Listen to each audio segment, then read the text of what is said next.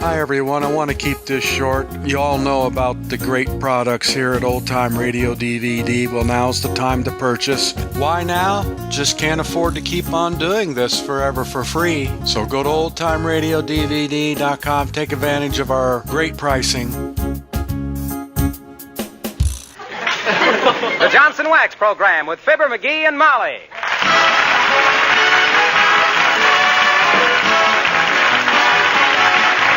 The makers of Johnson's Wax for home and industry present Fibber McGee and Molly, written by Don Quinn, with music by the King's Men and Billy Mills Orchestra.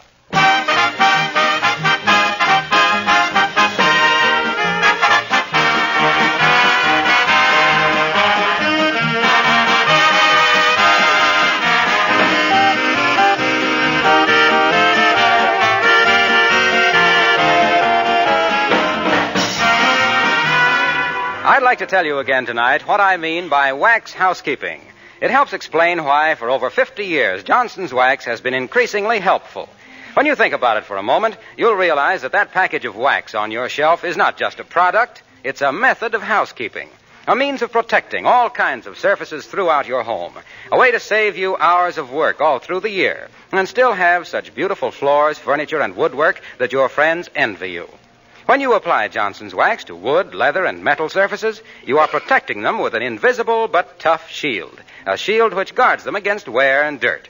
When you polish that wax shield, your floors and furniture glow with rich, mellow beauty that increases with each application of Johnson's Wax. When you consider the many extra uses for this wax throughout your home, you'll understand what I mean by wax housekeeping. With genuine Johnson's Wax, either paste, liquid, or cream.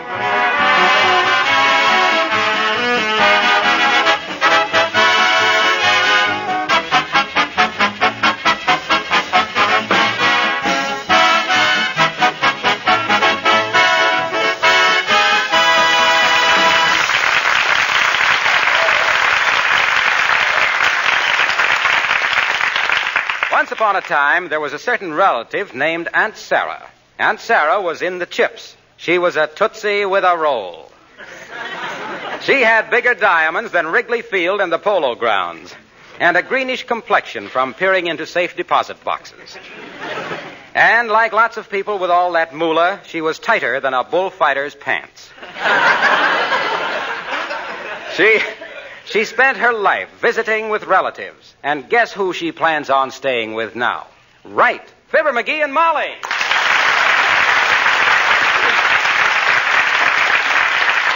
Of all the dirty impositions, why does that skin-wadded old tight flint have to pick on us? Now, stop grousing, dearie. Heavenly days, I didn't moan and grumble when you wanted to stay in your cousin Roy's house in Oregon, did I? Well, I guess we can stand my Aunt Sarah for a few days. a few days, she says.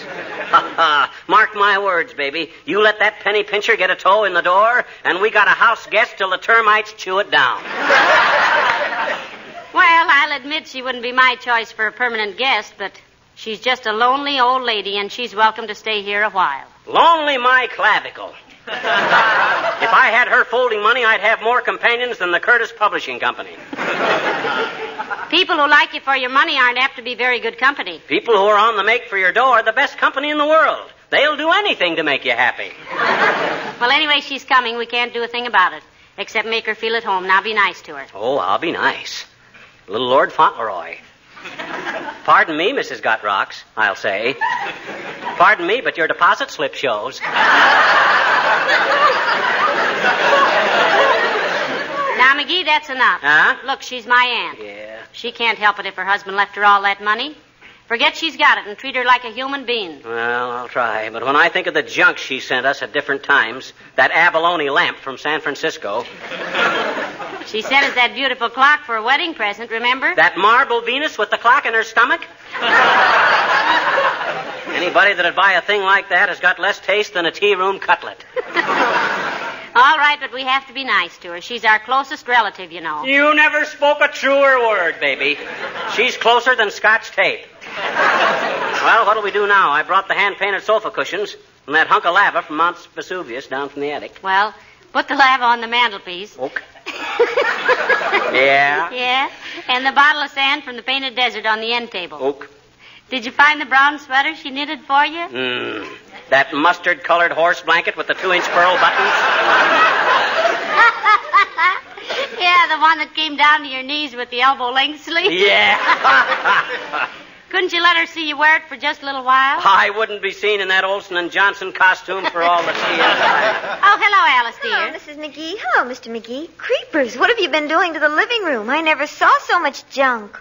Junk, my dear girl, is the kindest thing you could say for it. This is all the stuff Molly's Aunt Sarah has given us at different times from different places. Oh. She's coming tomorrow to stay with us a while, and we want to make her feel at home, Alice, dear. Yeah. Any of this Rube Goldberg collection you want for your hopeless chest, kid, just speak up. Maybe Alice would like that little bottle of water Aunt Sarah sent us from Niagara Falls. Oh, is it hard water or soft water? What difference does that make? Well, none to me, but my cousin went over Niagara Falls in a barrel once, and I just wondered if it was bumpy. I think your cousin must have been a little bumpy after McGee. Would you like to have this thing, Alice?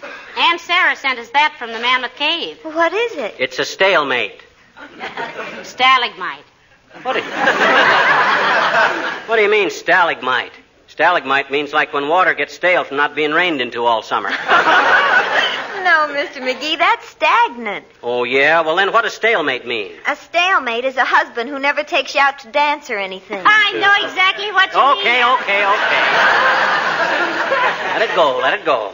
I just hope Aunt Sarah won't get on your nerves too much, Alice. Oh, we'll get along all right, Mr. McGee. Isn't she the aunt with all the money? She's very well off, I guess, Alice.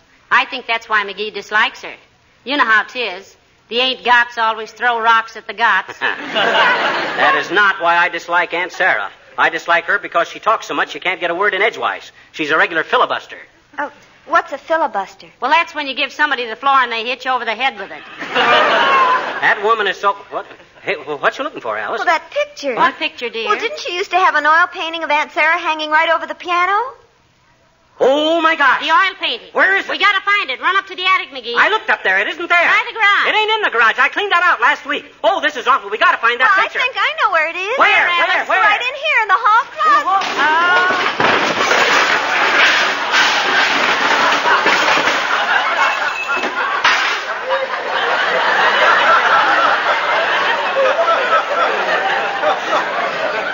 See? Here it is.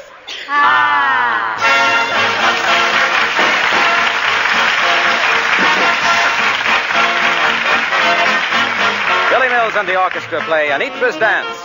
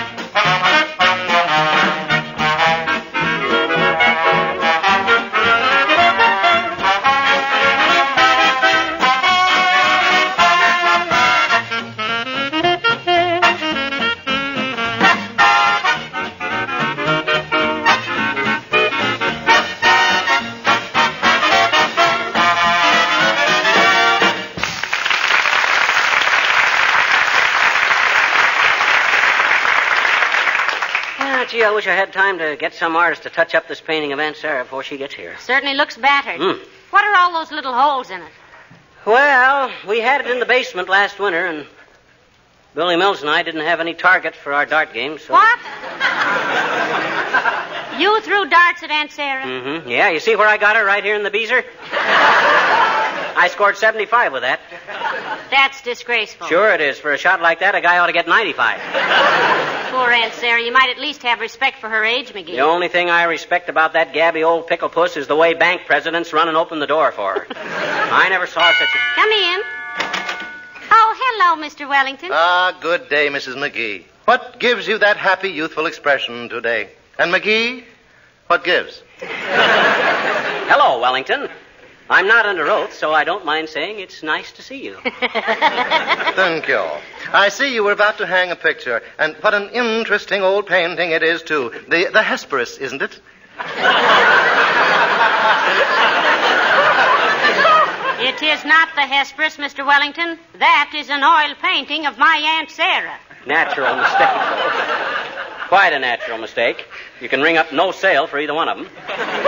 Was there something we could do for you, Siggy? On the contrary, old man, there is something I can do for you. What's that? What's that, Mr. Wellington? You will perhaps recall that last Saturday evening, when you attended the Bijou Theater, seats 12 and 14, row G, left aisle, that you experienced some difficulty, some small difficulty, with the popcorn machine in the lobby. If by some small difficulty, Wellington, you mean that pile of junk that grabs your dough and hasn't given up a grain of popcorn since Lloyd Hamilton threw his last pie, you're right. McGee put a nickel in the machine, held his hat under the spout, and nothing happened, Mr. Wellington. Yeah. So I swatted it with my hand. I kicked the Junior out of it with my foot. And then I complained to the usher, and he insulted me. He says I probably put a phone slug into it. The nasty little quisling. I know. It might please you to hear that we now have a new usher taking his place. Oh, I'm sorry, Mr. Wellington. I'm sure the boy meant well. Oh, he did indeed. In fact, I have made him assistant manager. For insulting a patron? No, for guarding the machine until we could get your phone slug out of it. Permit me to return it. Well, what do you know? Just enough to keep an eye on you hereafter. Good afternoon, Mrs. McGee, and the balance of the day to you, Nightcrawler. If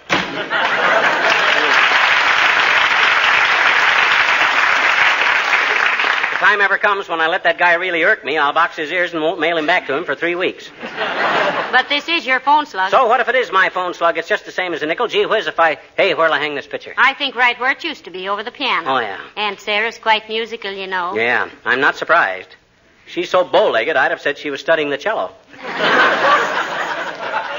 This about the right height? Yes, but quite a bit more to the right, dearie. She's a Republican. That's it. Okay. Now, up you go, Aunt Sarah. And hanging is much too good for you. How's that, Molly? Well, how can I tell you? Got her face to the wall. Well, that's just till she gets here. No use making it any tougher on ourselves than we have to. Well, that's pretty silly. Though I'll admit Aunt Sarah was never any Miss America. I'd go further than that and say that America would never miss Aunt Sarah. She's positively the... Hello, folks. How's every little... Hey, where'd you get all the bric-a-brac? Some museum hold an auction? No, Mr. Wilcox. These are all things my Aunt Sarah has given us at different times. She's coming to visit us tomorrow. Well, this Aunt Sarah must be quite a character. Character? In neon, brother. That's her picture over the piano, Mr. Wilcox. Poor old soul. Smallpox? Dart game. Oh. Say, the frame looks sort of dull, don't you think? Come to think of it, it does, Mr. Wilcox. What would you suggest we do about it? Oh, my gosh, what a question. Ladies and gentlemen, my wife is a sweet girl, but very naive. Oh, well, go ahead, Waxy. Play us one of your unfinished symphonies for four-finger and cash register. Well, I don't know what you're talking about. Molly asked me what to do about that picture frame, and I was merely going to suggest some Johnson's wax. You know, Mr. Wilcox, I was wondering if Johnson's wax wouldn't do something for that frame. She was wondering. 9 years of this, and she still wonders. Why, Molly, it would be just the thing. Johnson's wax is great for picture frames and windowsills, lampshades, and dozens of things besides floors and furniture and woodwork. I guess that picture frame just got out of condition from lying around in a closet all this time, huh? Here's where we get that seals the pores stuff. That's probably it, Molly. But Johnson's wax seals the pores of wood surfaces. What'd I tell you? And it protects it not only from drying out, but from dampness as well. You try a little Johnson's wax on that frame, Molly, and Aunt Sarah will be so pleased she'll leave you an extra $1 million in her will. Oh, that never entered my mind, Mr. Wilcox. It entered mine, baby. It entered, sat down, and smoked a 4-bit cigar. I take it Aunt Sarah is fairly solvent. Yes, she is, Mr. Wilcox, I think. Solvent? That old false face has got a nest egg you could use for a blimp. The only trouble is she's so tight. Now, McGee, she isn't tight.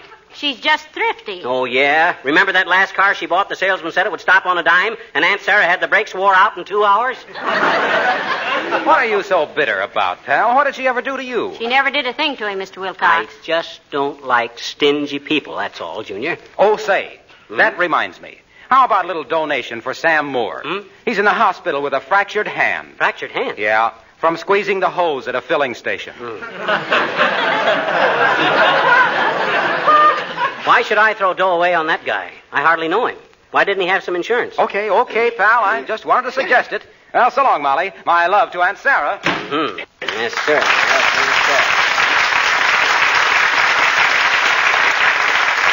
You know, Molly, really, that woman is so tight. You know, she's so tight she has to walk slow or she heats up. Is this Sam Moore a friend of yours? Oh, I've known him for several years. You know, one of these days, Aunt Sarah's going to go on a spending spree, and the country's going to be flooded with 30 or 40 Indian pennies. Look, McGee. Huh? If you can stop ranting about how tight Aunt Sarah is, you might realize that you're about as open-handed as Joe Louis in Round One yourself. What you mean?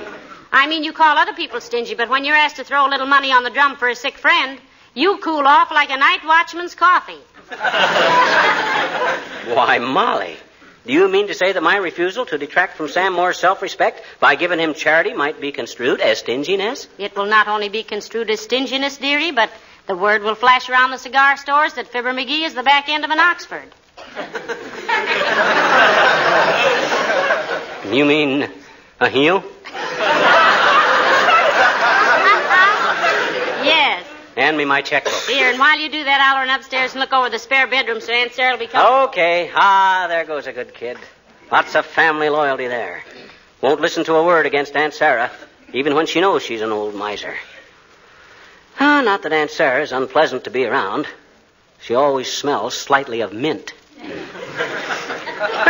so. Come in. Hi, mister. Oh, hello there. Say, how old are you, sis? 6, going on 6.5. 6 years old, huh? Mm-hmm. How many years is it you've been dropping in here to visit with us? 9 years.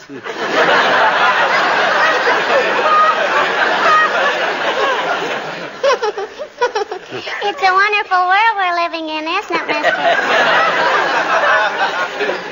It sure is, sis. Wonderful world. And you realize I don't even know your name? I know it. Well, what is it? Ridiculous. No. I meant, what is your name? Oh, Teeny. Teeny, huh? I says your name is Teeny. I know it. Odd name. Why? Oh, I don't know. You don't hear it very often, is all. Named after somebody in the family? No. Huh? Well, what is it, just a nickname? I guess so. When I was a little baby, my daddy called me Martini, and then they just started calling me Teeny, I guess. Oh. Why did your daddy call you Martini? Why'd your daddy call you Martini when you were a baby? He said I was never dry enough to suit him.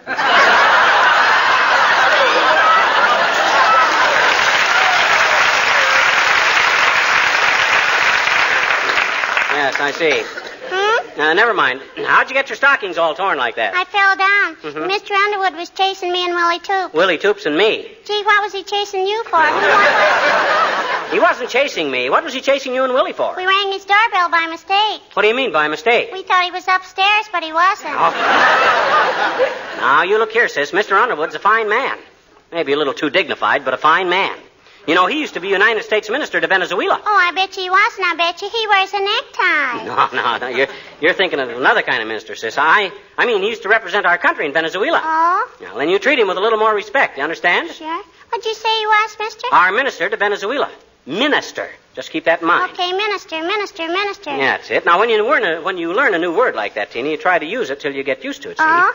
Yeah. After that, the word is a regular part of your constabulary. Vocabulary. Yeah. Now, you think you know how to use the word properly? Sure. Okay, go ahead and use it. Okay. It is now 20 minutes to 3, and I gotta scram home. So long,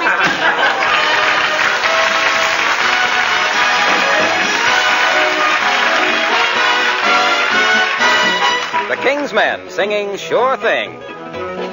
Every tip I follow on a pony turns out to be a phony. They don't come in. At bridge, I'm just a dummy. I lose my shirt at rummy. But now I've got a hunch I'll win. Sometimes Somehow I'm sure I found a sure thing in you. Something within tells me we'll win. Somewhere my heart has picked you out of the blue. And since I'm only a beginner, a winner I'll be. But win or lose, whatever comes up, your thumb's up with me. One thing I'm sure of all my life through. If love can figure out a sure thing, that sure thing is you, baby. Sure, sure, baby. When the chips are down, you and I together ought to wow 'em, zow 'em. I know a sure thing when I see it, pretty baby. Somehow I'm sure I found a sure thing in you. Something within tells me we'll win. Somewhere my heart has picked you out of the blue. And since I'm only a beginner, a winner I'll be. But win or lose, whatever comes up, your thumb's up with me. One thing I'm sure of all my life through. If love can figure out a sure thing, that sure thing is not the weather. It ain't them bums, the Dodgers. It ain't next quarter's taxes. It's you.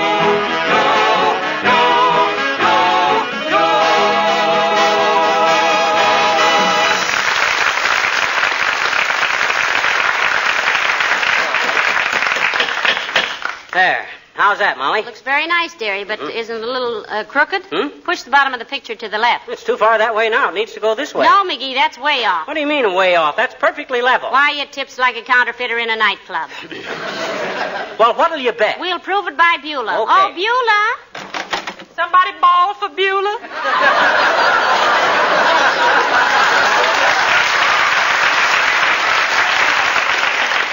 Yeah, take a look at this picture, Beulah. Does it look on the level to you? No, sir. I think the artist was kidding. Now, we mean, is it hanging straight, Beulah? It look okay to me, ma'am. Besides, it don't matter much. Every time a truck go by, every picture in the house go cockeyed anyway. Well, I guess you're not much of a consultant on dynamic balance, Beulah. You got no sense of symmetry. No, sir, but that would be a real good place for it. What would be a good place for what? The symmetry would be a good place for that picture. I'm telling you, that's the deadest looking picture I ever did see. Good idea. We'll stick the ace, king, and queen of spades in the frame and bury it with simple honors. Bury it with simple honors. Look at you,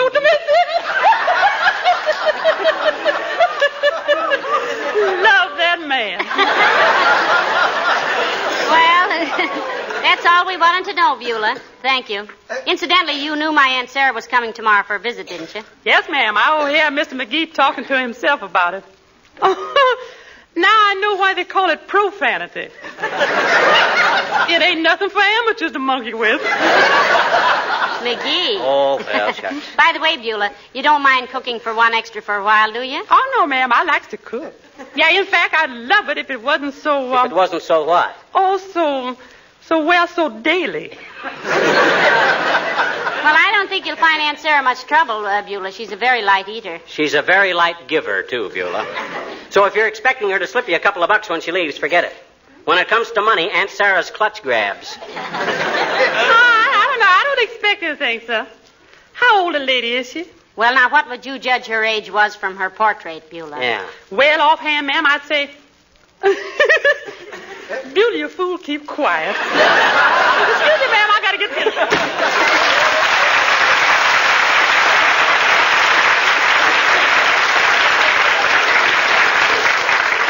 Incidentally, how old is Aunt Sarah? Well, she claims she was Admiral Dewey's godmother, dearie, so draw your own conclusions. Probably attended the Boston Tea Party disguised as a slice of lemon. I always... Oh, dear, Aunt Sarah's picture fell down again. Well, it's just like the old war horse. You never know when she's going to drop in on you.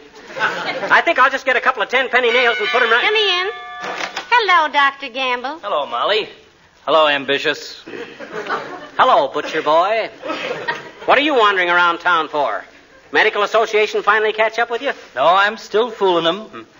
But I was coming past the telegraph office, and they said there was a telegram for you. Oh. Knowing as I do how much those kids can use a 2-bit tip, I thought I'd save them the disappointment of not getting one from you. Here. That was very nice of you, Doctor. Thank you very much. Yeah, you ought to give up your medical practice and deliver telegrams all the time, Doc.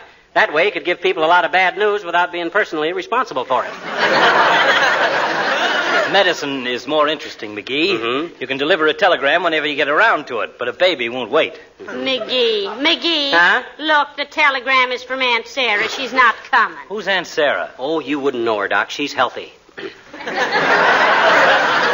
Why isn't she coming, Molly? She says there are some investments she has to keep an eye on, and it's impossible for her to... Oh, good heavens, what did I step on? Doggone you, you clumsy oaf. You put your foot right through Aunt Sarah's portrait. Oh, I'm terribly sorry. I didn't see it there on the floor. Oh, forget it, Doctor. It was only an... What do you mean you're sorry? You big hayfoot. Yeah, but You think you can come busting into people's house and start kicking priceless works of art around and get away with it? By saying I'm sorry? But my dear boy, I assure you... Don't dear boy me, you silly astigmatic ox. My gosh, the only picture we had in the world of Aunt Sarah. And you... Oh, McGee, for goodness sakes, you know very well... I know very well that if Aunt Sarah knew we'd done this to her picture, it would break her heart. Poor lonely old soul. Why, I thought of as much of that portrait as I did of Aunt Sarah herself.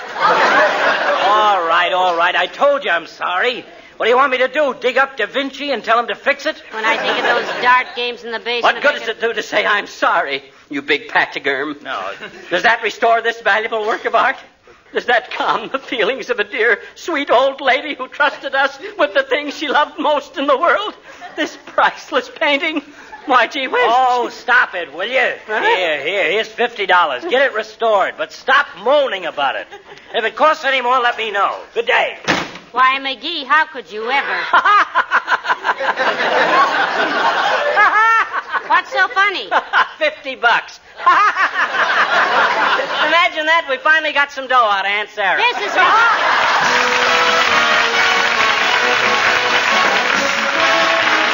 Do you spend much time in your kitchen? You probably realize the importance of well-protected linoleum floors. When they're bright and sparkling, the kitchen is certainly a much pleasanter place to work in. That in itself is a good enough reason for using Johnson's self-polishing Glow Coat. And yet, that's only a very small part of the Glow Coat story. A more important reason is, of course, the way Glow Coat protects linoleum surfaces against wear and dirt, how it makes linoleum last 6 to 10 times longer. Another is the way Glow Coat saves you work. Because it's self-polishing, it needs no rubbing or buffing. You simply apply and let dry. Glow Coat does the rest. Even on linoleum that's been down for many years, Glow Coat works wonders. And if you're putting down any new linoleum, then be sure that from the very first day, it's protected regularly with Johnson's self-polishing Glow Coat. McGee, you've got to give that $50 back to Dr. Gamble. Oh, I will after next week. He's giving me a complete physical examination next week, you know. So what? Well, a complete physical examination like I'm going to have costs at least $20. Yes, but... You think he's going to have the crust to charge me a double sawbuck while he still thinks he's ruined a valuable portrait? Why, McGee, you're a rascally little opportunist. Ain't I, though? Good night. Good night, all.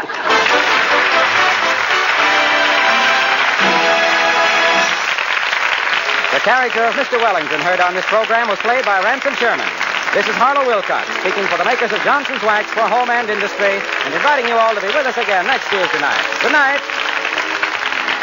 This is the National Broadcasting Company.